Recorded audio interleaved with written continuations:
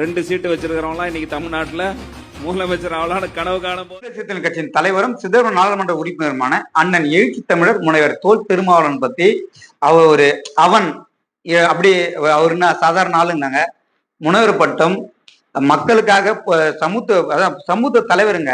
பொதுமக்களை கண்ணுக்குள்ள கட்டிங்க 24 மணி நேரத்துல 18 மணி நேரம் மக்களை ஒழிக்கிறாங்க.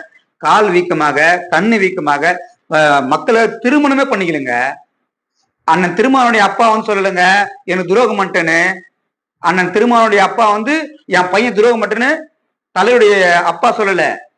ஆனா சிலர் சொல்றாங்க இன்னைக்கு மக்களுக்காக திருமணமே பண்ணிக்காம கால் வீங்க கண்ணு வீக்க 18 மக்களோடு ஆந்திரா, பாண்டிச்சேரி, தெலுங்கானா, அதர் ஸ்டேட்ல இன்னைக்கு போய் பாருங்க மக்கள் அவர் உயிரை கொடுக்குறாங்க. ஏன்னா இன்னைக்கு மக்கள் மேல அவ்வளோ எருவப்பகல் பாராம எந்த ஊர்ல எந்த சமுதாய மக்களுக்கு பிரச்சனைனா முதல் கொடுக்குற தமிழ்நாட்டிலே தலைவர் எழுச்சி தமிழர் அண்ணன் திருமாவளவன் மட்டும்தாங்க. அவரு போய் அவன் இவன் ஏங்க இன்னைக்கு தமிழ்நாட்டு மக்களுக்கே தெரியுங்க. இன்னைக்கு தமிழ்நாட்டுல விசிக்கு 2 சீட்டு தான் ஜெயிச்சு, பாமக 4 சீட்டு ஜெயிச்சுங்க. பாமகக்கு லெட்டர் கேட்கல.